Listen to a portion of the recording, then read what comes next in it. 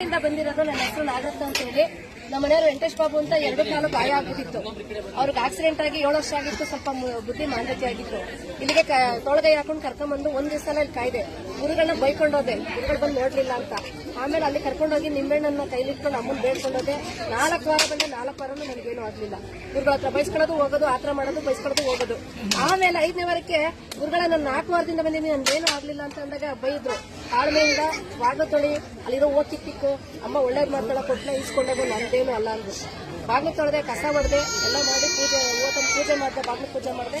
ನಮ್ಮ ಮನೆಯವ್ರು ಇವತ್ತು 2 ಕಾಲು ಚೆನ್ನಾಗೈತೆ, ಓಡಾಡ್ತಾವ್ರೆ. ತುಂಬಾ ಅದ್ಭುತವಾಗೈತೆ ನಮ್ಮ ಮನೆಯವ್ರ ಪವಾಡ. ಇವತ್ತು ಜ್ವರ ನನಗೆ ಆದ್ರೂ ನಮ್ಮ ಅಮ್ಮನ ಸೇವೆ ಮಾಡ್ಬೇಕು. ಭಾನುವಾರ ರಜಾ ಐತೆ, ನಾನು ಡ್ಯೂಟಿಗೆ ಹೋಗ್ತೀನಿ. ಇಲ್ಲ ಚಿಕ್ಕಮಗಳೂರು ಹೆಡ್ ಆಫೀಸ್ ಸೇವೆ ಮಾಡ್ಬೇಕಂತ ಬೆಳಗ್ಗೆನೆ ಬಂದಿದ್ದೀನಿ. ಬಂದವರು ದಯವಿಟ್ಟು ತಾಳ್ಮೆಯಿಂದ ಇರಿ. ಯಾಕೆಂದ್ರೆ ನಾನೇ ಸಾಕ್ಷಿ. ಆತರ ಮಾಡಿದ್ಕೆ 5 ವಾರ ಅಮ್ಮ ನನ್ನ ನೋಡ ಇಲ್ಲ. ನಿಜವಾಗ್ಲೂ ಕನಸಿಗೆ ಬಂದು ನನಗೆ ಕಾಣಿಸ್ಕೊಂಡವ್ರ ಅಮ್ಮ ಗಂಗಮ್ಮ. ನಮ್ಮ ಮನೆ ತುಂಬಿಕೊಂಡಿರೋರು, ನೀರು ತುಂಬಿ ಹರಿತಾಯ್ತು. ನಮ್ಮ ಮನೆಯವ್ರಿಗೆ ಜ್ವರ ಏನೋ ಆಗೋಯ್ತದೆ ಅನ್ಕೊಂಡ್ಬಿಟ್ಟಿದೆ. ಫೋಟೋ ತಂದು ಕಲ್ದಸಿ ಇಟ್ಬಿಟ್ಟು ಅಮ್ಮ ನೀನು ಇದ್ರೆ ಕಾಪಾಡು, ಬೆಳಗ್ಗೆ ಇದ್ರೆ ಅನ್ನ ಹಾಕ್ತೀನಿ, ಇಲ್ಲಾಂದ್ರೆ ಮಣ್ಣು ಹಾಕ್ತೀನಿ, ನೀನು ಬಿಟ್ಟಿದ್ದು ಅಂತ ಹೇಳಿ ಕೈ ಮುಗಿದು ಫೋಟೋ ಇಟ್ಬಿಟ್ಟು ಮನಿಕೊಂಬಿಟ್ಟೆ. ಸಾಕಾಗಿ ಬೆಳಗ್ಗೆ ಅಷ್ಟೊತ್ತು ಅವರೇ ಎದ್ದು ಓಡಾಡ್ಕೊಂಡು ದೇವ್ರಿಗೆ ಕಡ್ಡಿ ಹಚ್ಚಿ ಕೈ ಮುಗಿದು ಬೆಳಗ್ಗೆ ಎದ್ದಿದ್ರು. ನಮ್ಮ ಮನೇಲಿ ತಾಳ್ಮೆಯಿಂದ ಗೆಲ್ಸ್ಕೊಳ್ಳಿ. ತಾಳ್ಮೆ ಇದ್ರೆ ದೇವರು ಎಲ್ಲರಿಗೂ ನೋಡ್ತಾಳೆ, ಯಾರನ್ನ ಕೈ ಬಿಡಲ್ಲ. ಅವಳು ಅಮ್ಮ